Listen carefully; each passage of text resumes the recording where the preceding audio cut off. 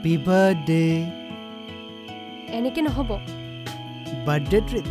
ক'ত যাবা কোৱা? ব'লা আমি ক্লাবলৈ যাওঁ late night show' No problem. ব'লা ব'লা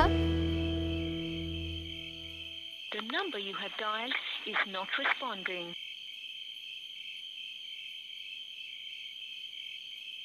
The number you have dialed is not responding.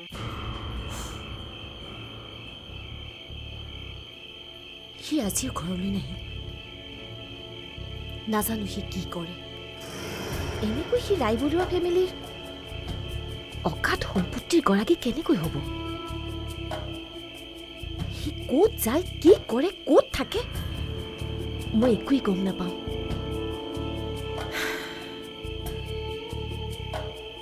মোৰ সকলো সপোন সি ধূলিসাৎ কৰি দিব নেকি নাজানো মোৰ কপালত ভৱিষ্যতে কি লিখা আছে যিয়েই নহওক মই এনেকুৱা হ'বলৈ নিদিওঁ মোৰ সপোন মই সফল কৰিমেই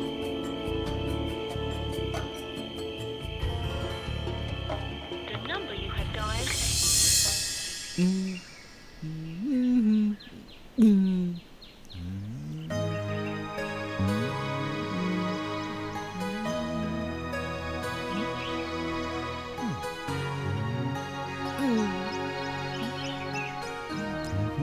কি কৰি আছা খেলি আছো চাওঁ এইটো অকণ মোক দিয়াচোন তুমি এইখন লোৱা এইখন চোৱা কিমান ধুনীয়া ধুনীয়া ছবি আছে ইয়াত চাবা দেই এয়া এইটো কি মানে অমিতা মিতা অমিতা আৰু এইটো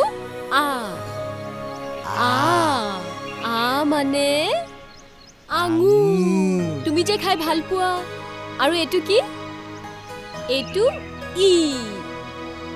চোৱাচোন চোৱা এইটো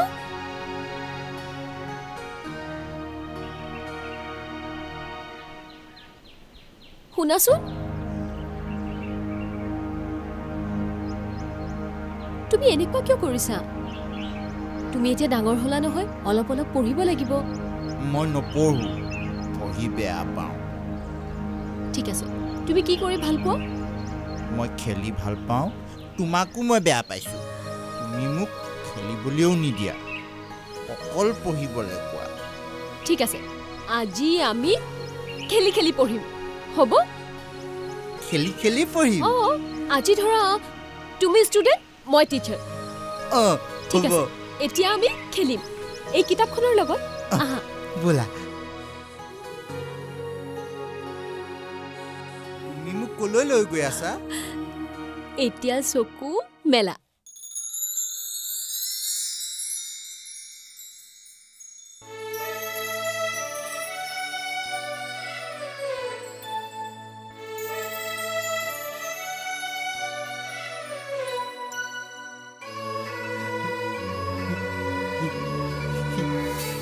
এইটো তোমাৰ ষ্টাডি ৰুম আজিৰ পৰা তুমি ইয়াতে পঢ়িবা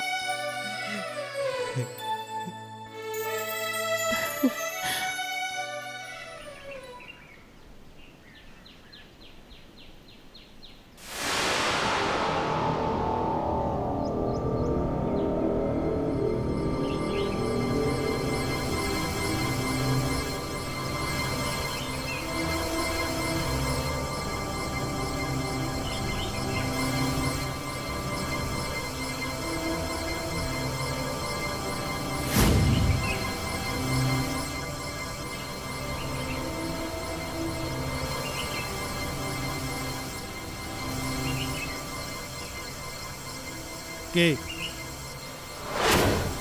একো নাই কি লৈ ঘূৰি ফুৰিছ একো নহয় একো নাই পিছফালে কি লুকাইছ কিতাপ কিতাপ কিতাপ দে দে কৈছো নাই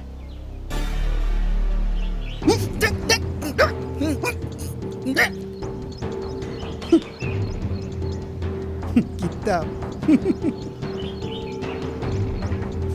এতিয়া আমাৰ পাগলে কিতাপ পঢ়ি মহাকবি কালিদাস হ'ব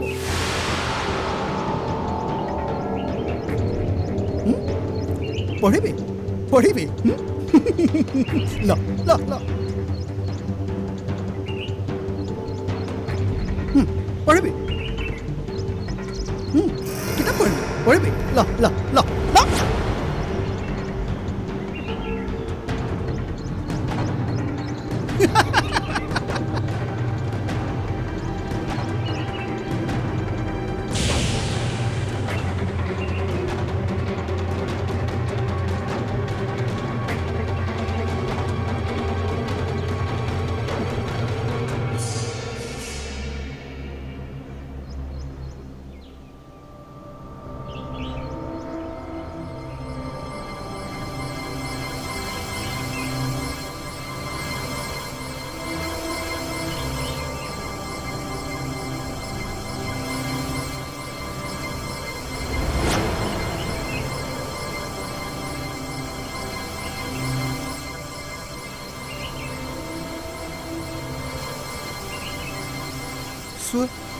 অৰিন্দমে বিদ্যাক অপমান কৰিলে একো নহয় ভাল কামত অকণমান কষ্ট থাকিবই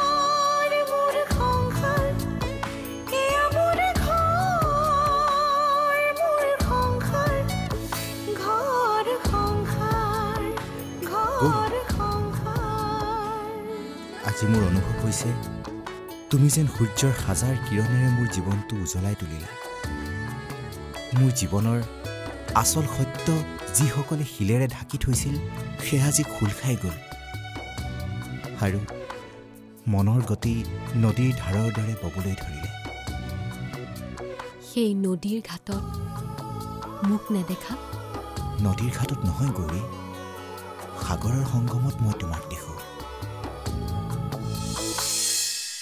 গৌৰী তুমি মোৰ জীৱনৰ আশাৰ কিৰণ গৌৰী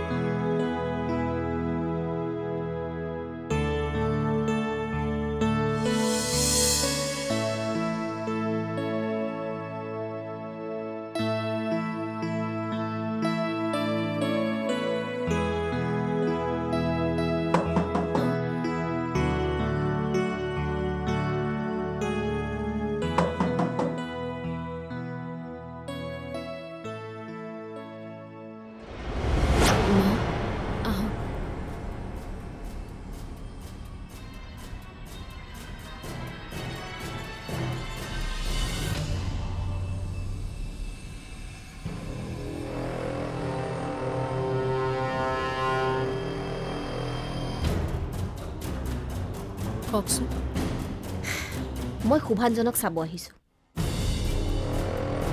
তুমি দিন ৰাতি দুৱাৰ খিৰিকী বন্ধ কৰি ৰুমৰ ভিতৰত তাক কি শিক্ষা দি আছা আগতে এনেকৈ তেওঁৰ কোনেও খবৰ কৰিবলৈ অহাটো মোৰ মনত নপৰে আজি হঠাৎ কেনেকৈ মনত পৰিল সি কৰে কি ৰুমৰ ভিতৰত সোমাই তেওঁৰ এটা নাম আছে জানো পাগল অৰিন্দম তুমি এইবোৰ কি কৈছা নিজৰ বৌয়েকৰ লগত এনেকৈ কথা পাতে নেকি অলপমান সঁহাৰি পায়েই পাগলে চকু থিয় কৰিব পৰা হ'ল অৰিন্দম তুমি সীমা পাৰ কৰি গৈছা বহুত দিন থাপ্পৰ খোৱা নাই কাৰণে ই বহুত আগবাঢ়ি গৈছে এয়া কুস্তি খেলৰ পথাৰ নহয় আৰু তুমি ভালকৈ জানা হাত উঠাবলৈ সাহস মোৰো আছে। চুপ! মই সুধিব বিচাৰিছোঁ 24 ঘণ্টাই এই কোঠাৰ দুৱাৰ খিৰিকী কিয় বন্ধ থাকে?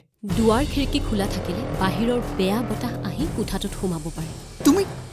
তুমি নিজকে কি বুলি ভাবিছা? ৰাতি দিন গান বাজানা? এইটো ক্লাবো নহয়, নামঘৰো নহয়, এয়া ৰায় বৰুৱা পৰিয়ালৰ ঘৰ হয়। পত্নীৰ কাৰণে স্বামীৰ ঘৰখনেই মন্দিৰৰ সদৃশ আৰু মন্দিৰৰ গীত মাত শ্ৰদ্ধাৰে শুনা যায়। কিন্তু ক্লাব বাৰ সেইবোৰ কি তুমিহে জানিবা। দুটকীয়া হোমিও ডাক্তৰৰ জীয়েকৰ ইমান অহংকাৰ।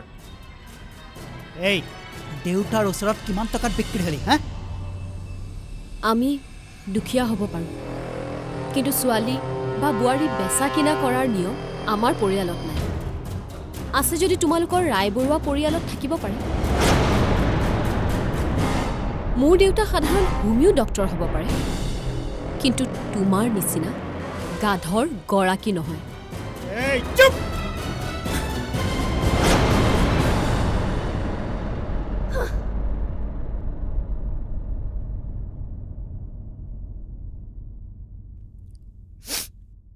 কি হ'ল তোমাৰ? মই শক্তিহীন দুৰ্বল কিয়? অৰিন্দমে তোমাক ইমান বেয়াকৈ কৈ থৈ গ'ল, কিন্তু মই একো কিয় কৰিব নোৱাৰিলোঁ? মই কিয় ইমান দুৰ্বল? কিয় অসহায়? কোনে কৈছে তুমি দুৰ্বল বুলি?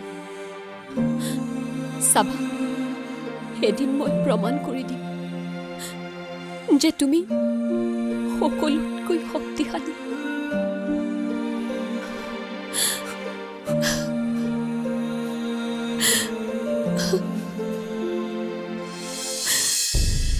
তেতিয়াই অশুভ সময়ৰ সূচনা হৈছিল, যিদিনা তোমাৰ দেউতাৰাই এখন সাধাৰণ ঘৰৰ ছোৱালী ৰায়বৰুৱা ফেমিলিৰ বোৱাৰী কৰি আনিছিল।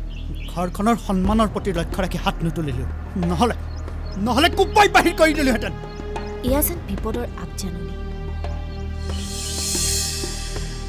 দেউতাক তুমি কৈ নিদিয়া কিয়?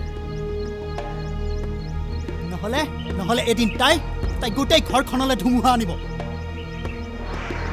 আৰু সেই ধুমুহাৰ আগত তুমি মই কোনো জীয়াই নাথাকিব। কেনেকৈ কম?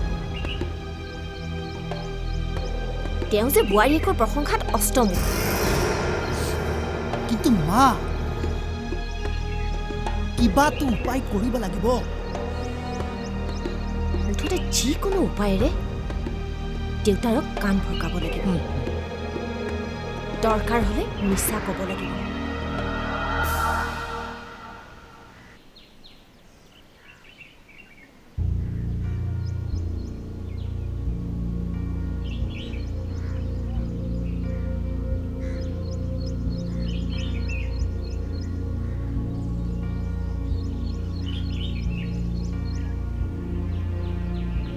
দেউতা।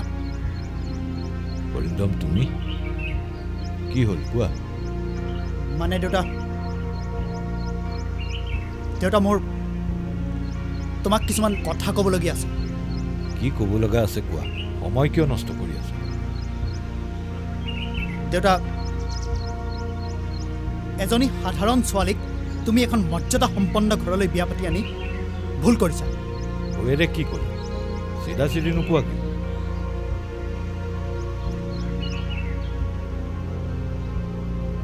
কি হ'ল? দেউতা, গৌৰীয়ে মোক সকলোৰে আগত অপমান কৰিছে। মোক গাধ বুলি কৈছে। বোৱাৰীয়ে তোমাক গাধ বুলি কৈছে? হয় দেউতা। আৰু কি কৈছে? আৰু এয়াই নহয়, আমাৰ পৰিয়ালকো তাচ্ছিল্য কৰিছে। পৰিয়ালক তাচ্ছিল্য কৰিছে? কি বুলি? ছোৱালী বা বোৱাৰীক কিনা বেচা কৰা নিয়ম আমাৰ পৰিয়ালত আছে বুলি কৈছে। চাই কৈছেনে? মই মিছা কথা কিয় ক'ম দেউতা? বোৱাৰীয়ে তেনেকৈ কৈছে? ঠিক আছে, তুমি এতিয়া যোৱা, মই ইয়াৰ বিচাৰ কৰিম।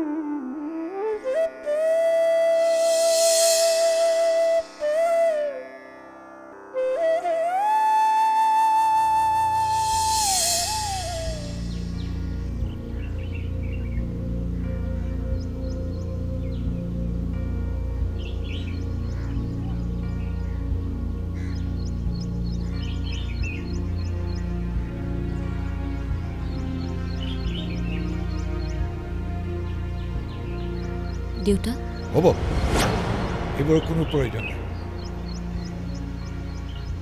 দেউতা আপোনাৰ খং উঠি আছে নেকি? তোমাৰ ব্যৱহাৰে সকলোৰে আগত মোক লজ্জিত কৰিছে। তুমি অৰিন্দমক গাধ বুলি কিয় ক'লা? তেওঁৰ স্বভাৱৰ বাবে। তুমি ইমানতে শান্ত নাথাকি মোৰ পৰিয়াল পৰ্যন্ত পালাগৈ।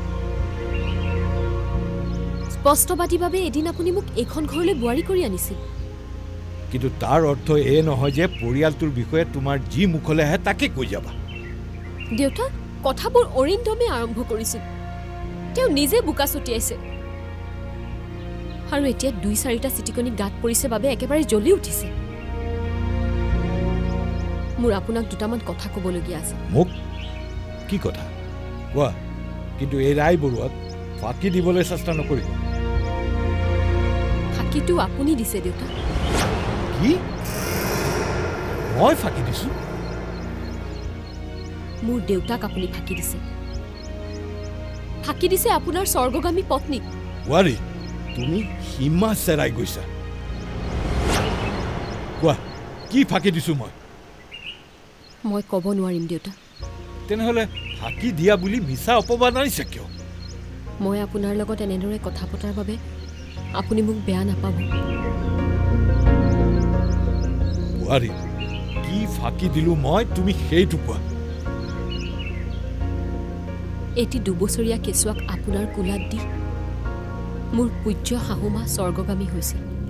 হয়, কিন্তু মই ফাঁকি দিলো ক'ত? তেওঁ আপোনাক প্ৰাৰ্থনা কৰিছিল যাতে তেওঁৰ পাছত আপুনি শিশুটিৰ প্ৰতি ধ্যান দিয়ে, তাৰ লগত অনাথ শিশুৰ দৰে যাতে ব্যৱহাৰ কৰা নহয়। হয়, সি ডাঙৰ হ'ল আৰু তুমি তাৰ হাতত ধৰিয়ে এই বংশৰ বোৱাৰী হ'ল। দেউতা, আপুনিয়ে কওকচোন, এই জীৱনো কিবা জীৱন নে? চিধা চিধি কোৱা, কি ক'ব খুজিছা? আপোনাৰ ল'ৰাৰ মস্তিষ্কৰ যি বিকৃতি হৈছিল সেয়া আপোনাৰ কাৰণে। মোৰ কাৰণে? আপোনাৰ নহ'লেও আপোনাৰ দ্বিতীয় পত্নীৰ কাৰণে। তুমি সীমা চেৰাই গৈছা। আপুনি মোক ক'ব পাৰিবনে ২ বছৰীয়া সেই অকণমানি শিশুটিৰ গাখীৰত নিচাজাতীয় ঔষধ কিয় মিলোৱা হৈছিল? এ কি কৈছা তুমি? কোনে খুৱাইছে? আমাৰ শাহুমাই, আপোনাৰ দ্বিতীয় পত্নীয়ে। অসম্ভৱ, সেয়া অসম্ভৱ। কি প্ৰমাণ আছে তোমাৰ হাতত? মই বোৱাৰী হৈ অহা দিনলৈকে বছৰ বছৰ ধৰি তেওঁক টোপনিৰ ঔষধ আৰু গাখীৰত ড্ৰাগছ জাতীয় কিবা বস্তু মিলাই দিয়া হৈছিল। মই সকলো পৰীক্ষা কৰাইছোঁ, তেওঁ এডিক্টেড হৈ পৰিছে। মায়ে দিয়া গাখীৰ আৰু টোপনি পিলৰ অবিহনে তেওঁ শুব নোৱাৰে, ফলত তেওঁ হৈ পৰিছিল মানসিক বিকাৰগ্ৰস্ত। ডাক্তৰৰ সকলো কাগজ পত্ৰ মোৰ হাতত আছে, আপুনি চাব পাৰে। কিন্তু ৰাণীয়ে তেনেকুৱা কাম কিয় কৰিব? সম্পত্তিৰ লালসাত যাতে আপোনাৰ সম্পত্তিৰ একমাত্ৰ গৰাকী অৰিন্দম হ'ব পাৰে। কাৰণ পাগল এজনৰ সম্পত্তিৰ কি প্ৰয়োজন? তুমি ৰাই বৰুৱা পৰিয়ালত অনৰ্থক কাৰ্যৰ সূত্ৰপাত কৰিব বিচাৰিছা। নহয় দেউতা, মোক ভুল নুবুজিব। মই সকলো সহ্য কৰিবলৈ চেষ্টা কৰিছিলোঁ, কিন্তু আজি নোৱাৰিলোঁ। এদিন চাব, আপোনাৰ ডাঙৰ পুত্ৰই আপোনাৰ পৰিয়াল চম্ভালিব। মোৰ দেউতাই হয়তো ভাবিছিল তেওঁক সোণ দেখুৱাই পিতল দিয়া হ'ল, কিন্তু মই দেখিলোঁ সোণ আচলতে সোণেই। মাৰ আশীৰ্বাদত আপোনাৰ ল'ৰা এতিয়া সম্পূৰ্ণ সুস্থ। সুস্থ? তুমি কি কৈছা বোৱাৰী? মোৰ সুবানজন সম্পূৰ্ণৰূপে সুস্থ? অঁ দেউতা, সঁচাই কৈছানে তুমি? আহক আপুনি চাই লওকহি। বোলা বোলা